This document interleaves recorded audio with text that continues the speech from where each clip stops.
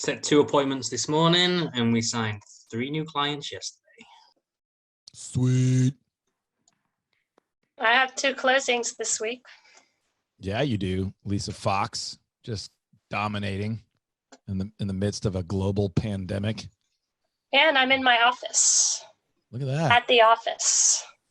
En la oficina. We continue to sell homes and our closing houses, so we're making the best of it, and we're not slowing down. So, Amen to that. Keep moving the ball down the field. Love it. Love it. Love it. Love it. I'm just hovering here over the Dallas skyline. That's what I'm doing. Not in my office at all, Lisa. Also not in my bedroom. Where the best internet is. Anyway, Rollins is showing us his Microsoft Paint logo right now. That's what he's doing. Oh, I thought that would flush him out for sure. I thought that would tick him off enough to show his face. Oh, I'm All here. right. I thought the logo trash talk would definitely do it. Anybody else? It's acting stupid. I had a closing earlier, so that was cool. That is cool. I don't care who you are. Closings are still very cool. Happy clients, money, spreading the business around locally, title companies, mortgage lenders, movers. Lots of good things happen when properties close. got my taxes done. You actually did your taxes on April 15th. I didn't pay them, but I got them done. Yeah. It's all in a nice little file with a paperclick on it, just not a check. There's not one of those on there yet. I appreciate that too. Well, we got the we're getting a tiger. We got two COVID-19 checks, and you put them together. That's the amount that you need for a tiger. So you guys gonna get a little backyard Phoenician tiger business? That seems legit. I don't know why you wouldn't. Welcome to Phoenix. There's no water, but we have this tiger right put it in the back seat of the car for the tours, you know, and on the bus, the Tiger bus, the Tiger Real Estate Company. Welcome to Phoenix limo bus. There's also a, what do you call, what's like the Greek word for Am I the only one that's not sure if Dave is joking or not? The crazy thing is I'm certain he's not. That's what's really more concerning than anything, is I'm positive that if Priscilla would let him, you might have a tiger on a leash. Right David now. watched the entire Tiger King and came out of it thinking, seems like a pretty good idea. That was his takeaway. Seems legit. Seems legit. Why don't more people have tigers? It seems totally right. Totally. Missed the message on that one, I think. Still haven't watched a single second of it, and I'm sinfully proud of it. Look at that. Look at Michael. Come on. Very patriotic.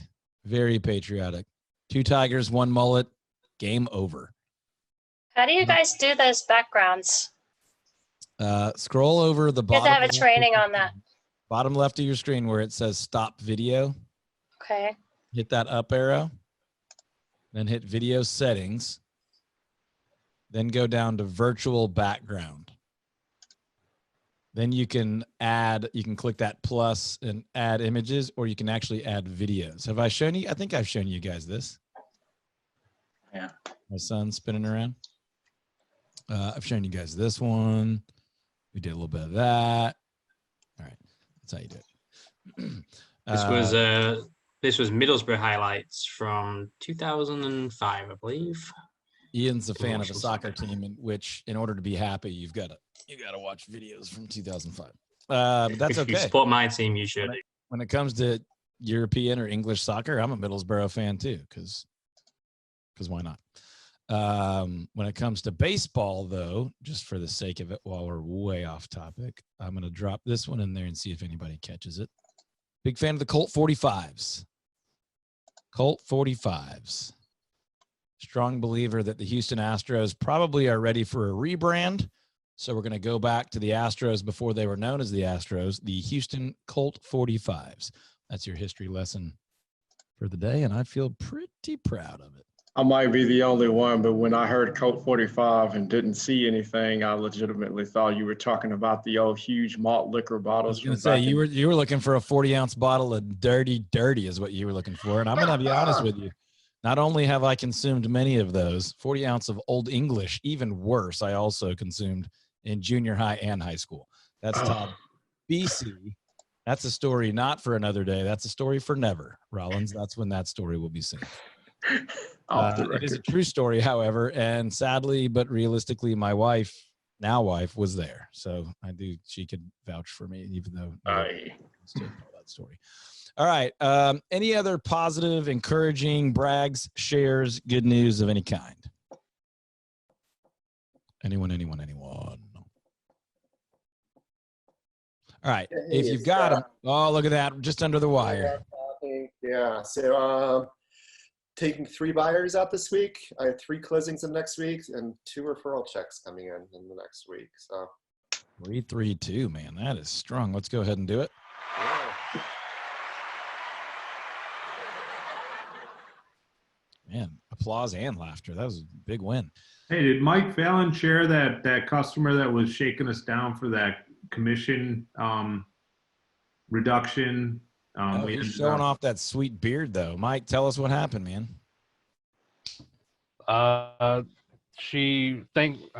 Unfortunately, she got some from the mortgage lender, but we held our ground, didn't do anything, and got her closed. Went to do the final walkthrough, and the rear deck door, one of the panes was shattered. So that was a whole nother fun thing to deal with her Always about. fun. But It's great timing for something. yeah, absolutely. But it's all closed. She's moved in and it's done. You were starting to say she thanked you. Did you take that back because it wasn't true, or did you take Yeah, it she definitely didn't thank me, back?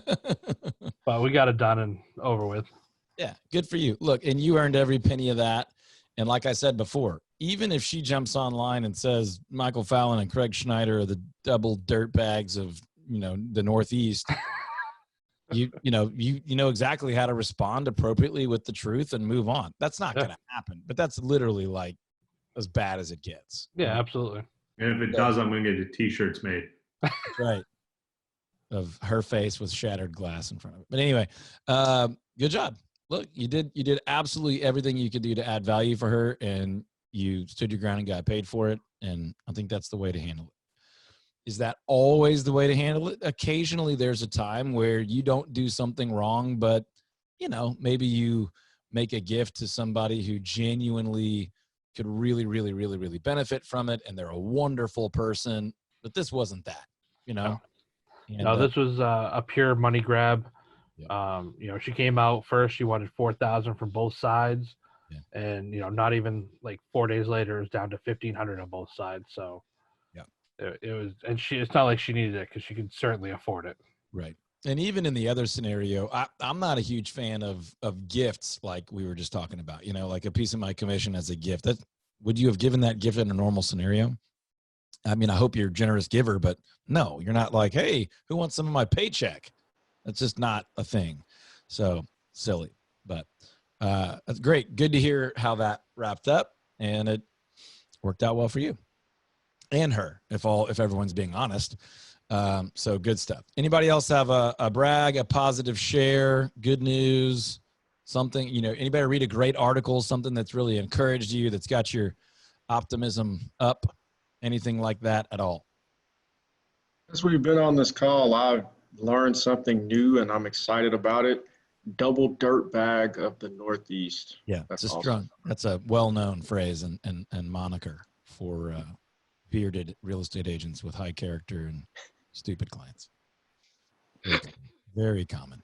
Appreciate you noting that, Rollins. If this were around the horn, I would have given you 2 points for that. That's very good. Okay, let me share a little something with you all. Oh boy, where'd it go? Give me 2 seconds.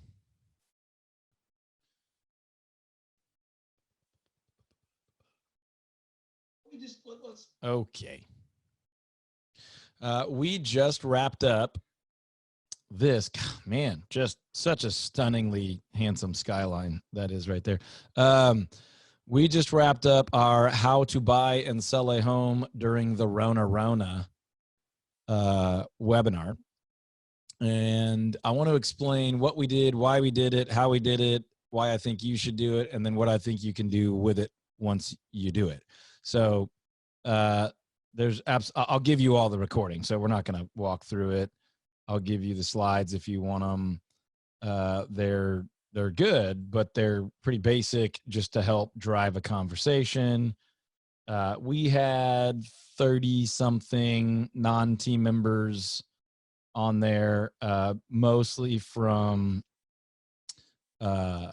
emails to our home search and seller valuation leads, and a little bit of social media love. But I didn't even mention this on the radio. We might do it again in a week or two and do a bigger, lead generation push. But this was really to try to flush out and warm up existing leads.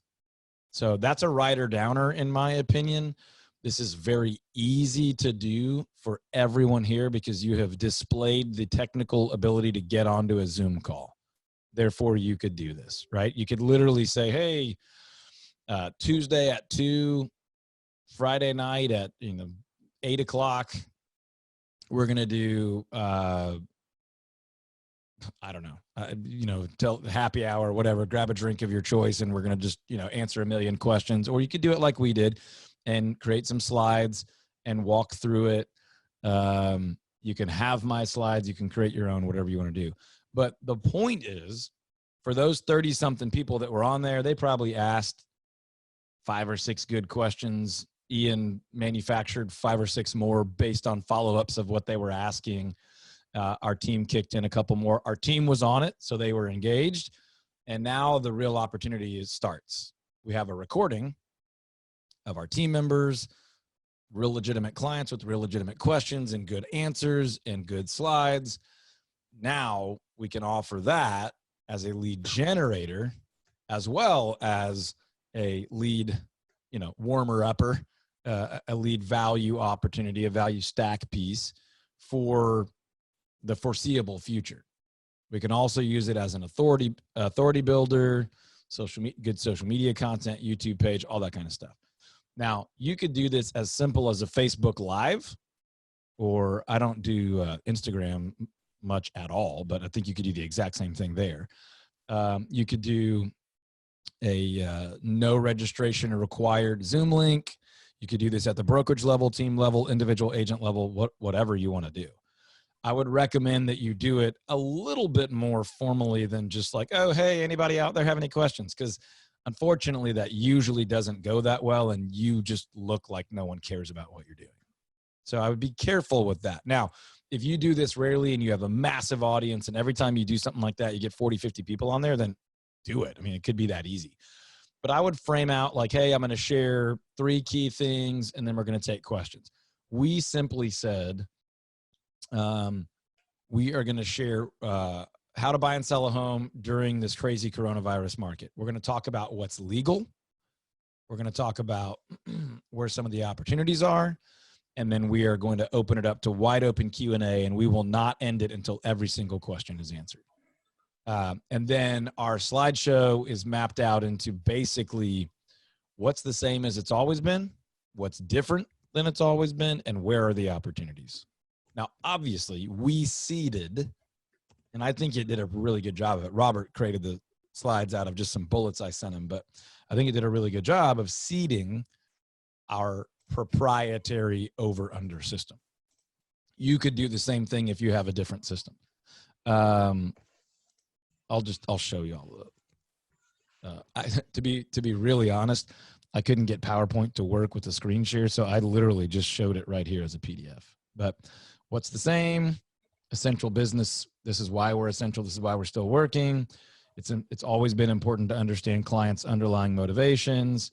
It's more important than ever. The same principles still apply for sellers. The same principles still apply for buyers. These are principles. These aren't all the technical things we do. These are the underlying principles. Expertise has always won, but now more than ever. And again, I call this feeding them their lines. You're sort of telling them what to think and what to say because it is truly best for them. You're saying it's always been really important to have an expert, but when the market's hot, some clients who aren't the most critical thinkers will go with their cousin who just got a license, or the girl down the street from the PTA, or their college buddy, or whatever. But now, as we move forward, it's still true that expertise wins, but more than ever, buyers, sellers, and consumers ought to be looking for experts, because you ought to recognize that if agents aren't making changes in this market, you're not going to get great results. So we modeled that, we seeded that. We talked about digital documents. We talked about what's really, really different now, updated timelines. You ought to factor in a little bit more time to get something done, because all the moving parts are a little bit harder to coordinate. Still can totally get it done, but might need some more time. Same thing on the seller side. We talked about virtual showings. We talked about no-touch showings. We talked about the value of in-depth documentation right now, that it gives people a better feel of really understanding the property from the buy side and the sell side with limited access.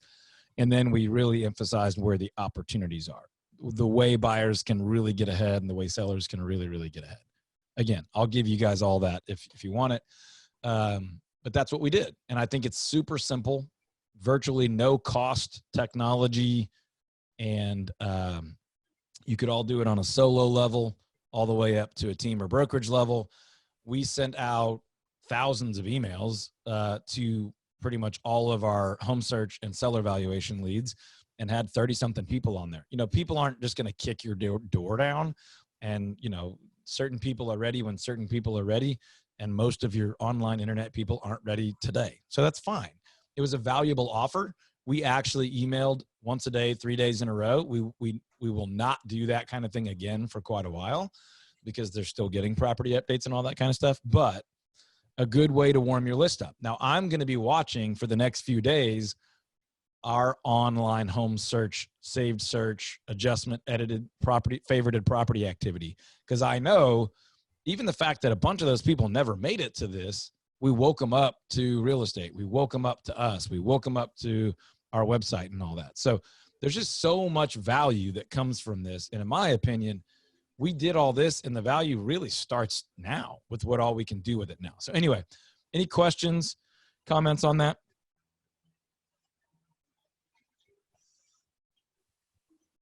And you're sharing that where? Are you just going to email it out, Todd? Or- Yeah, you just want to email the PDF, Robert or Ian? Yeah, we can email it out. We can drop it in the private Facebook group also. Let's do that. Let's drop it in the Facebook group. Yeah, let's force everybody to go there. If you don't mind doing that, Ian, I think it's in Slack. I think you got it. Robert can kick it over.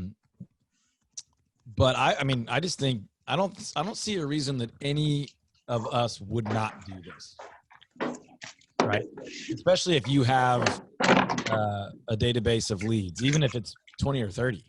If you've got some lists of open house registrations, if you've got a Facebook group, drop it. I think it's relatively easy. If you're not as comfortable presenting something like that, then beef up slides a little bit, follow along, and just open up. Hey, Todd, can you mute Mike's iPhone because he's blowing us up over here? I was trying to figure out who it was. There you go. Got it. But anyway, there's just a tremendous amount of value there. And if you're not a huge presenter, just lean more on the Q&A. Just share 3 or 4 major bullets that people need to be aware of, read them, and don't share your screen so they can't see it. Just read it and then open it up to Q&A. And if you get a 20 or 30 minute little super informative jam-packed video, great.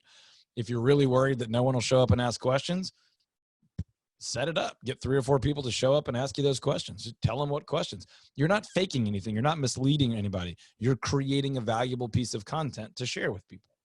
You're creating an informative video.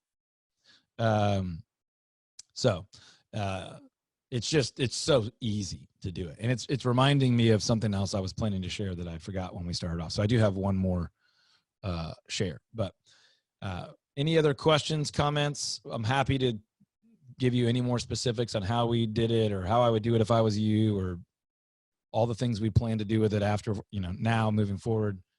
Anything else?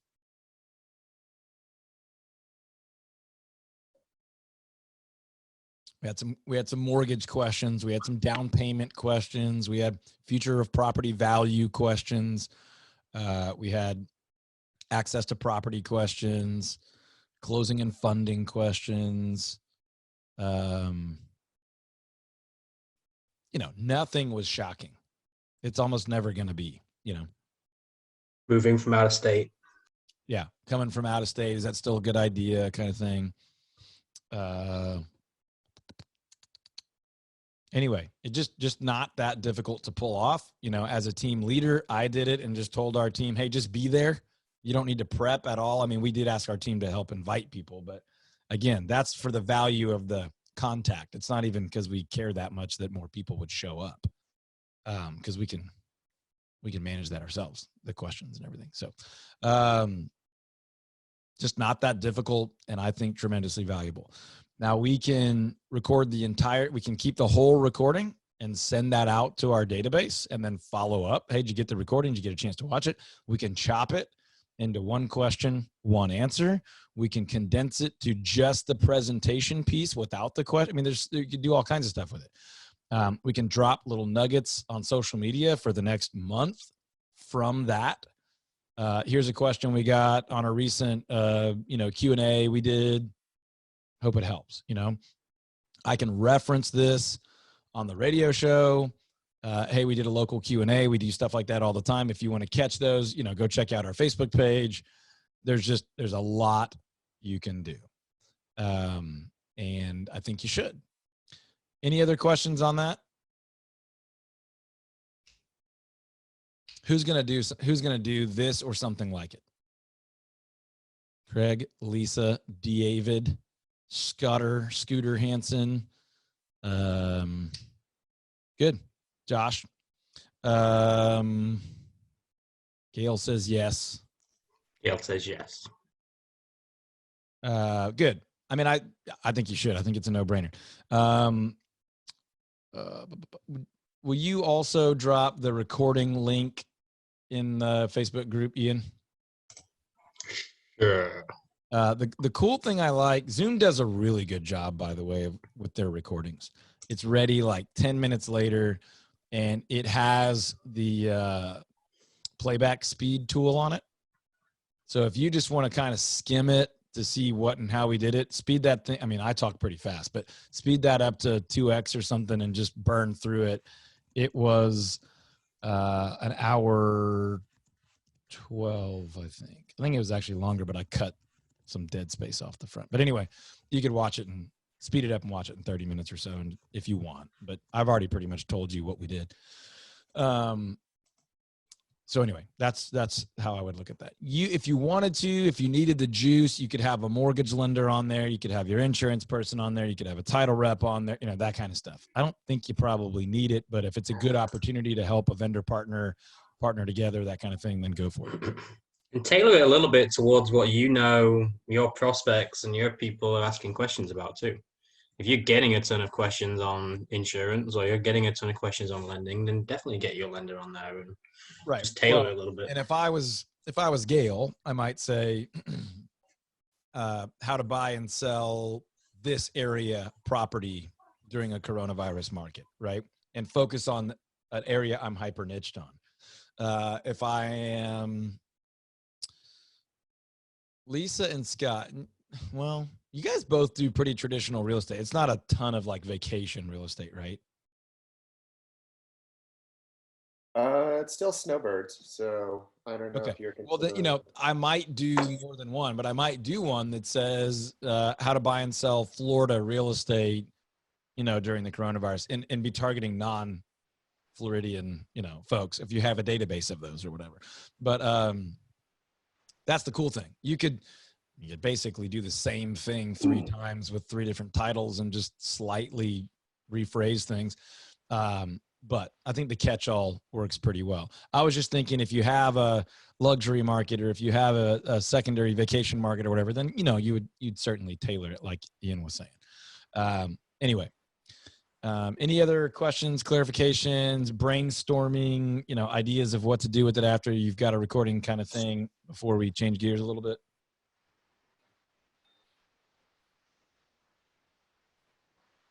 Good. I would use the promotional lead up to this as a great opportunity to shake loose some hard to contact, you know, you're tired of calling people being like, hey, you still thinking about buying? No, now you have an invitation for them, right? And you might not invite most of these people to an actual event, but why not? It's online. Who cares? Invite everybody. You might do a buyer specific one. You might do a seller specific one. You could, you know, just go crazy with it. But the invite process is warming a ton of people up. And then the sending out the recording to everybody is going to be vastly more valuable than the actual live event, because depending on how many you have, we're going to send the recording to probably, I don't know, 6, 7, 8,000 people. We got 24, 25, 26,000 leads in there, but we're going to send it to a ton of them. And if, like, you know, 3% of them watched it, that's going to be a good size number. So we'll do that. And then the people that are clicking those links, if we track it well, we'll be able to call and just say, hey, did you get a chance to watch the video? And then there's all that good stuff. If none of that happens and we don't track it and we don't do much proactively at all, and we just keep responding to people who are on the site actively, recently favoriting properties and searching, this will stir, you know, 2 or 3 times the normal rate of that up for a week or so. So it's very, very good for that reason. So, side note, I've posted the link. I've also posted the April REGS newsletter in there as well. For very kind of you, Ian. You're so generous. Also, Robert, thanks for, you know, creating that. I'm here for you. That's right. Real team player, giver. Second thing, very similar. I led potentially one of the worst Todd Tramonte home selling team meetings in 5 years yesterday. It was terrible. When I say worst, I mean, like, the response from people was like no one cared what I was saying. And that may happen right now. So I'm going to share the same thing. Real simply put, there's a ton of research out there right now that social media use is like off the charts, berserk. It was already like an utter sickness in our country, but it's crazy high right now. So I've seen several people creating Facebook groups and getting like massive adoption right away. Like 4,000, 5,000, 6,000 group members in a week. This is one of those unique opportunities to go do something easy that doesn't require a tremendous amount of effort, that could catch a little bit of fire, could create something really great for you. So you could do something as simple as neighborhood area group. You could do something a little bit more targeted for future real estate benefit. We were throwing around some ideas around like, you know, DIY groups or property type groups. I created one just as an experiment called Homes on Land / Living on Land Enthusiasts. And we've got a little momentum going with some posting and sharing. And obviously that's one of our niches for property sales, but it's also something I do myself and enjoy talking about. So that's not going to be a bunch of extra work, right? Something I would do anyway. You might do, it might have been one of y'all that did it, but someone I know created like local food options during coronavirus for their town. Was that someone here? Scott, did you do that? Yeah. I feel like someone else I talked to did it too. They did like all the restaurants in their area and what their unique offerings were during this time. And it exploded and the restaurants were all posting their daily specials and people were going crazy. So what did you do? Oh, hold on. You just turned out, you just muted. There you go. I got the idea from here as to just post the local restaurants, and then I encourage people if they wanted to add their favorite, because you only can fit so many on, you know, a little square. And it was well received. It didn't quite take off, I think, the way you were referring on something else, but a lot of people reached out to me and said, hey, that's really great. Because I also know the owners of most of those restaurants anyway. So you might try this, or maybe, you know, what you're doing is working great. But the version of that I heard was basically the same, but creating a private group that was like, let's just use our area. Like I live in a town called Saxe. So like Saxe area restaurant picks or something like that. And it was basically, you know, everybody's pivoting. So now do you have drive-through? Do you have takeout? Do you have delivery? Do you have a market element where people can come buy eggs and bread and milk and stuff from you? Or do you have, cook at home meals where you come pick it up there and then go warm it up at home? Or do you have typical like order ready food, go? And so it got so many new members so fast that the restaurants were coming in every day and saying, here's our special for today. And then the next day it's this like dynamic little environment where the restaurants are super appreciative for the venue to do it in. And all the area residents are like, great, I'm going to one place to get all these options every single day. And it went to like 6,000 members in like 5 or 6 days. That's just one example. You could do something totally different just because there's a significantly higher level of social media engagement and have a much better chance of building critical mass in a group for people who love fishing in the area, because people are probably fishing more right now. The best, I don't know, parks and trails. It doesn't have to be necessarily super relevant to coronavirus. You're just using the fact that people are at home and on social media more right now to get something going. So it's so easy to create a Facebook group. It doesn't cost anything but a little bit of time. If you do it in or around something you're already passionate about, like obviously Scott likes those restaurants. He knows most of the owners. That's not like a heavy burden to bear to tinker with something like that, even if it ended up being something that required 5-10 minutes a day. So I'm just challenging you all to think about something like that. And as I talk to my team right now, I'm challenging you to, those of you that were going to do something 24 hours ago, what have you done? I challenged Rollins on a private call, and he kind of came around to a pretty easy, very good idea for him around contemporary and modern home enthusiasts, where he has the ability on a super free platform to create a really valuable, cool world where he can be sort of the digital mayor, right? And get some influence and gather information and utilize it to create some vendor partnerships and all that kind of stuff. If nothing but when you're prospecting, let's say you did it for a niche that you focus on. Let's just say that David Van Ashe does it for golf course properties in Scottsdale, which he's not going to do. But if he did, and he's prospecting those property types, it's like, hey, I totally get it. You guys are several years out, no big deal. Hey, while we're at it though, you might want to join a local Facebook group I've created for Scottsdale area golf course property owners. It's not really for buying and selling. That happens sometimes, but usually it's just, trading ideas, getting to know people, helping each other solve problems that we all share, that kind of stuff. So just saying on a prospecting call that you created that group and you're a resource for that kind of information is a nice little authority builder. If you do one of these and you get some momentum with it, I definitely recommend you back it up with a YouTube channel too and start creating multiple types of content for it. All that can be done with stuff you already own on free platforms. So anyway, I think it's a big opportunity, especially right now. I would say for the next 30, 60, 90 days, whatever that is, you have an unfair advantage to get something going, get something up to critical mass, revive something you did before, and at an absolute minimum, be more active in someone else's group that you're already in. And just be a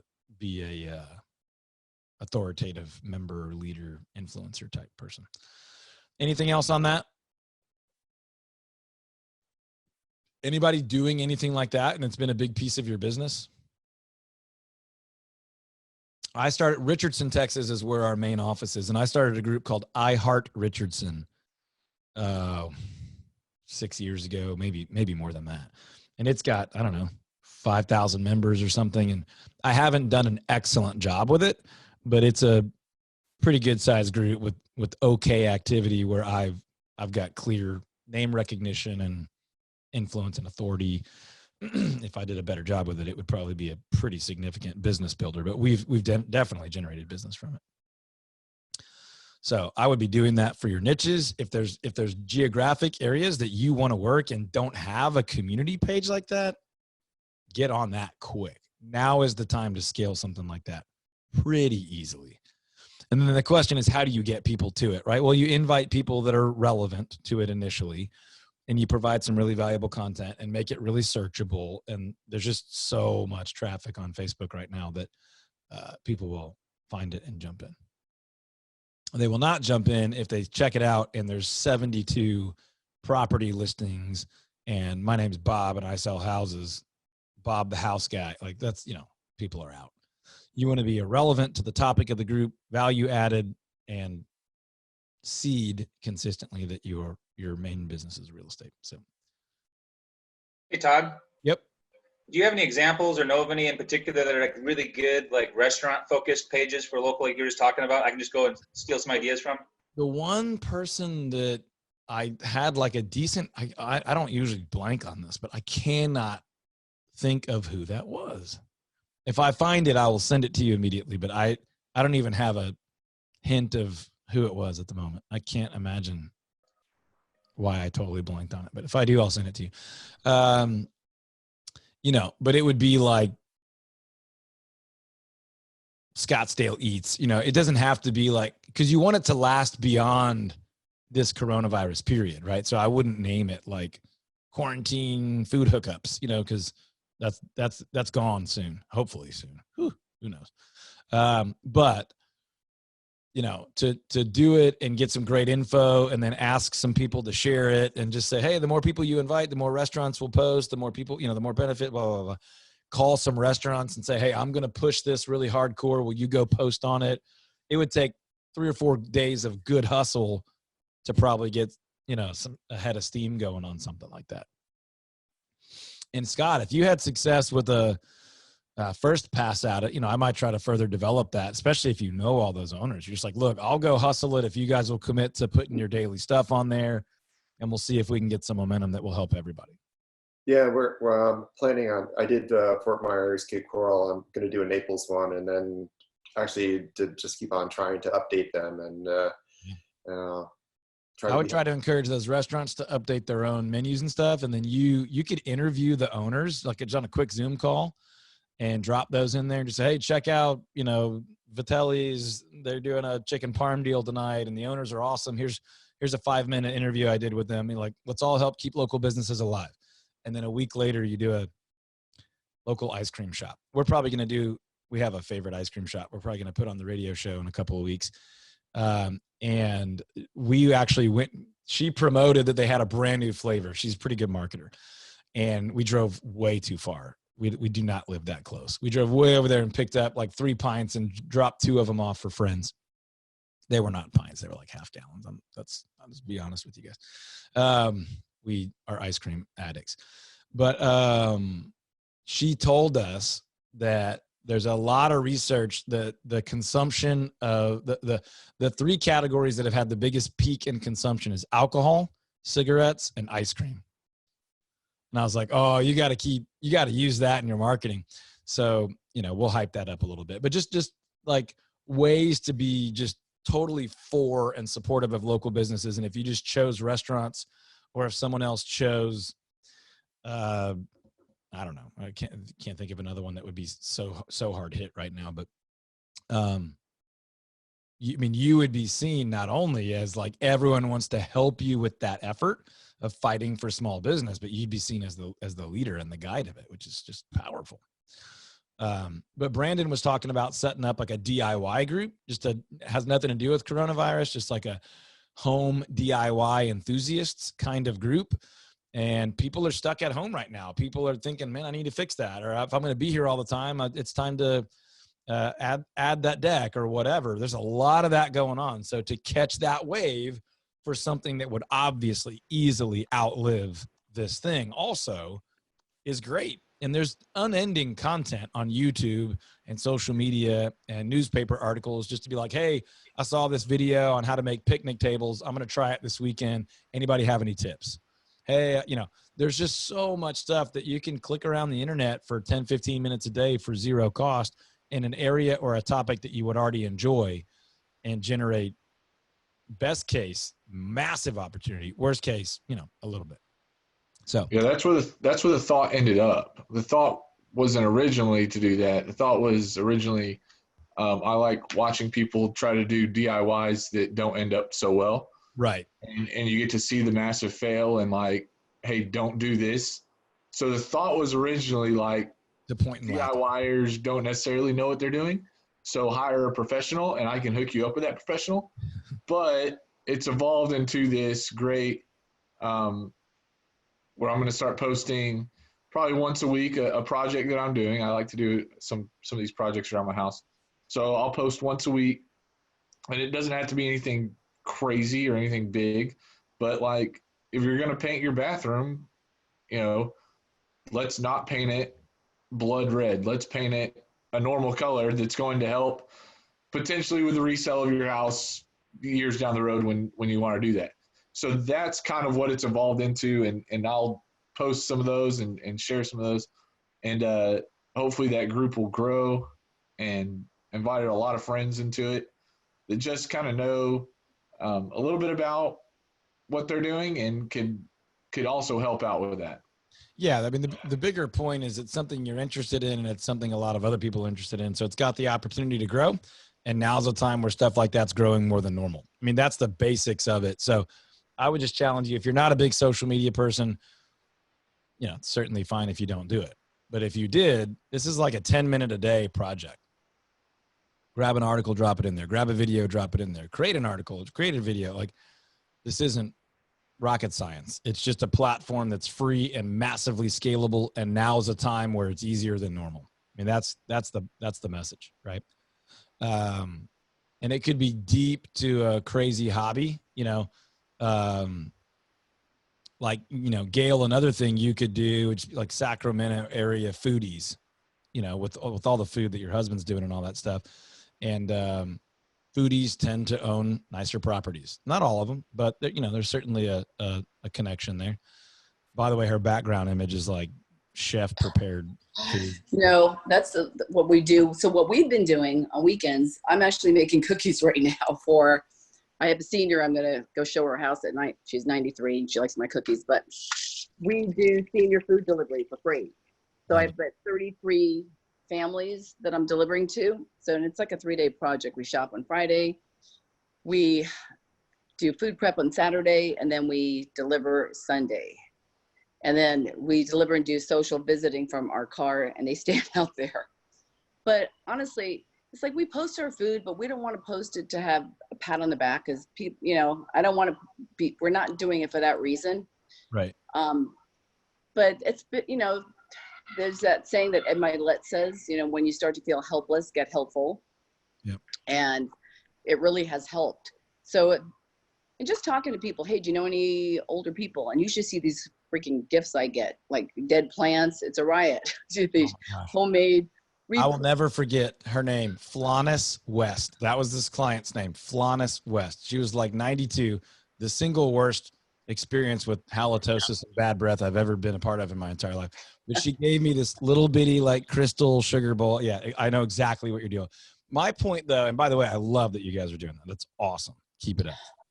My point though would be, if you started a Facebook group for Sacramento area food enthusiasts, you're just a member now. Like, you don't have to provide content all day, every day. You can start out by like, hey, where's your favorite restaurants? Where are you guys getting great cheese? What's your favorite wine shop? And it just becomes this ecosystem of everybody sharing all their favorite. Hey, there's a wine tasting over here tonight. Y'all should check it out.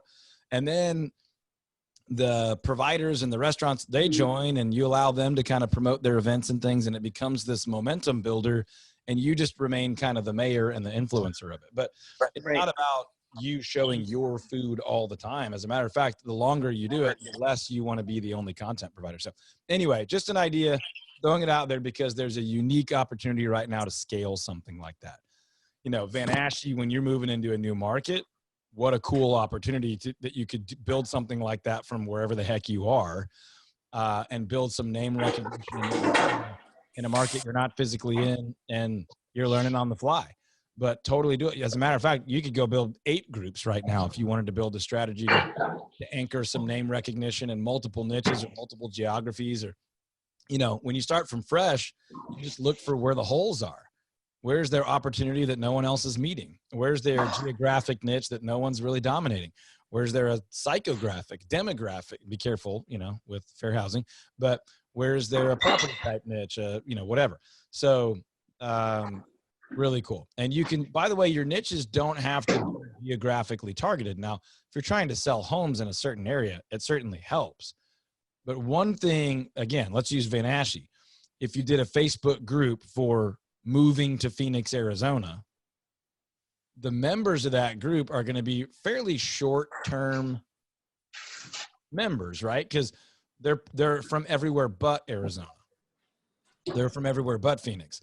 There's someone who's kind of on Facebook searching around. They're like, oh, there's a whole group for people moving to Phoenix in New Jersey, but cool, I can get some info. I can talk to some other people that are doing this.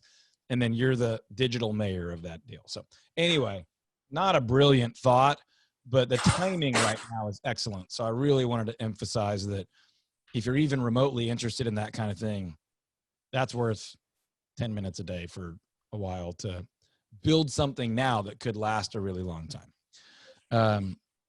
Any other questions or comments today about any of these topics or business as a whole, or anything you're wrestling with or working to implement or frustrated about or anything?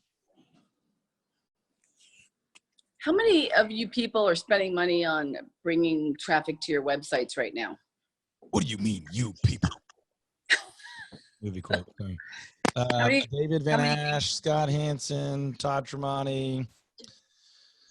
Who else? I don't know how you have time for anything because I'm prospecting all day. Every day. All day. I don't know what you mean. You mean, why are you spending money to drive traffic to? No, I'm glad. I mean, I am, and I'm getting a lot of traffic because there's so many people, but it's taking me all day to follow up with everybody. You know, what's your team up to? They're hiding, and that's a whole nother topic. So, you know, got one guy that comes in every day with me, and you know, they're all reaching out to their sphere, that sort of thing. But there's a process to the follow up with these. You know, now we're incorporating BombBomb. So I'm just spending a lot of time working the prospects and putting them in the funnel and all that kind of stuff. It's really hard for me to go create a restaurant webpage or something. I'm busy. I feel like I'm busier now than I was before. You don't need it. You know, you're good to go. The unique thing is this rare short-term opportunity for scale will come and go. But look, you know, you can't do everything, and you shouldn't do everything. Now, if you have a team member that's more inclined to be putzing around the house and not on the phone right now, have them do it, you know, for the team. But maybe it's something you challenge some of those team members to do as a form of prospecting. Right. It is a form of prospecting. It's certainly not as direct with slightly less short-term opportunity. But, you know, if you've got a ton of leads and team members that won't hustle them, they're on the wrong team or expectations are off. But, you know, yeah, that's a conversation for another time. But the point is, I'm trying to balance working ourselves to the bone during this time because we're scared. We're not going to do that because we're not scared. You know, we're aware that things are a little bit wonky. So we got our head up and head on a swivel, right? Like we're careful. We're paying extra attention, but we're always paying a ton of attention. So we're going to continue to do the things that work, but we're definitely experimenting for two main reasons with new stuff. Number one, we might need an extra thing or two at some point pretty soon that we don't know. Next month could be, you know, who knows what restrictions will be offered or what impact of this virus or stock. I mean, who knows, right? So a little extra hustle never hurt anybody when things were uncertain. Number two, I refuse to miss this opportunity to come out way better than we were when we came in. Now that might mean we can recruit a little extra talent. We get better at what we already do. We add one or two new things to the playbook, to the repertoire, to the tool belt. Or that we take advantage of some opportunities to buy low, sell high, or some opportunities to scale a Facebook group because there was an unusually rare opportunity for social media traffic. The short-term opportunity to get a tremendous number of opt-ins at a higher rate than normal that we can benefit from for the next 10 years. To get some extra content out there, to build some extra trust, to regain some market share, to elbow some competitors out of some opportunities. So there's two main reasons. Number one, when things get a little uncertain, a little more hustle is always a good idea to cover some potential gaps. Number two, if we don't do some new things or try some new things, we at best come out of this thing as survivors. Like, hey, we made it through. We're back to normal. We're on the same track we always were, but not worse.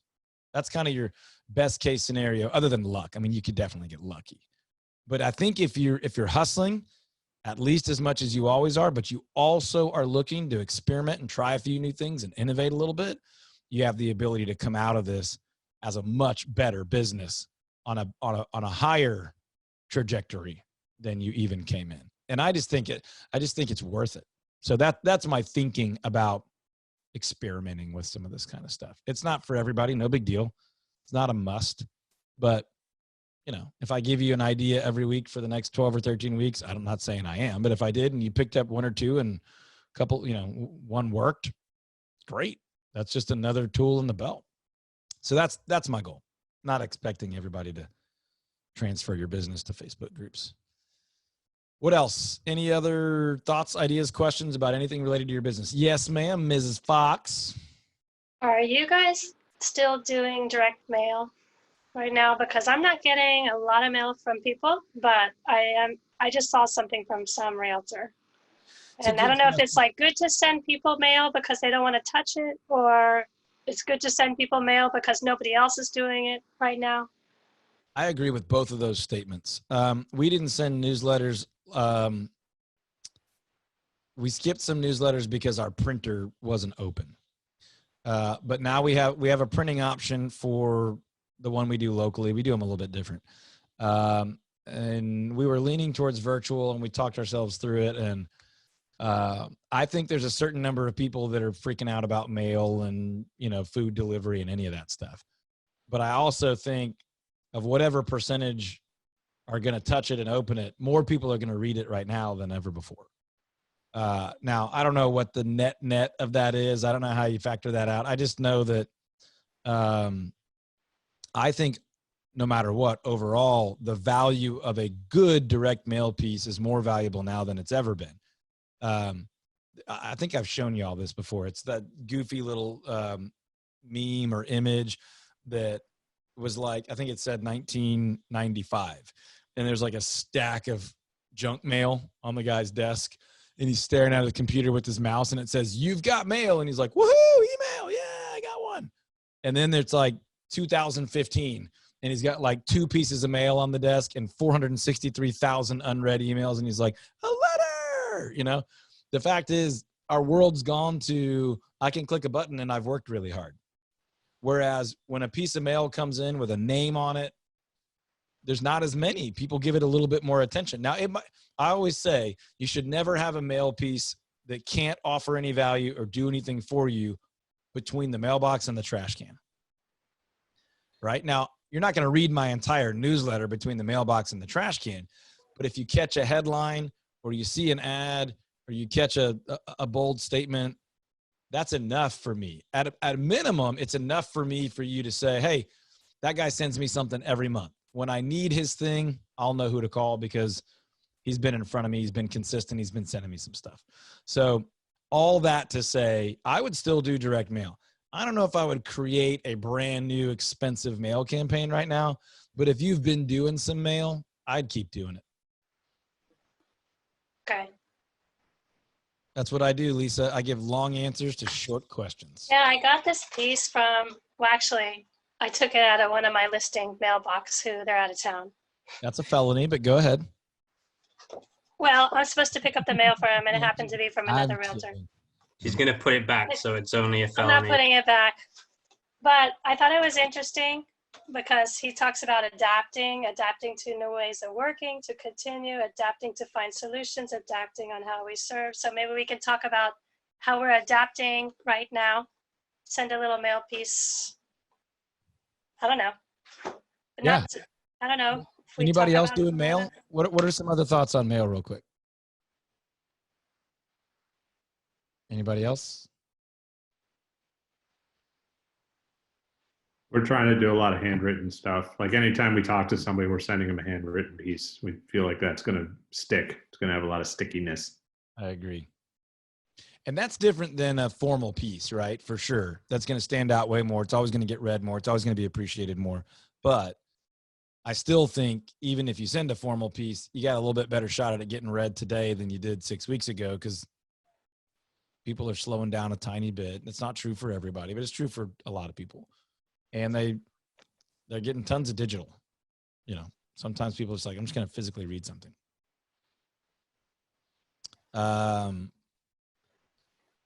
You know, we've talked, I feel like we've talked a lot about innovations and pivots, but is there anything else that people are pivoting to or changing up in your marketing or your messaging because you feel like the current setting of things creates a unique opportunity?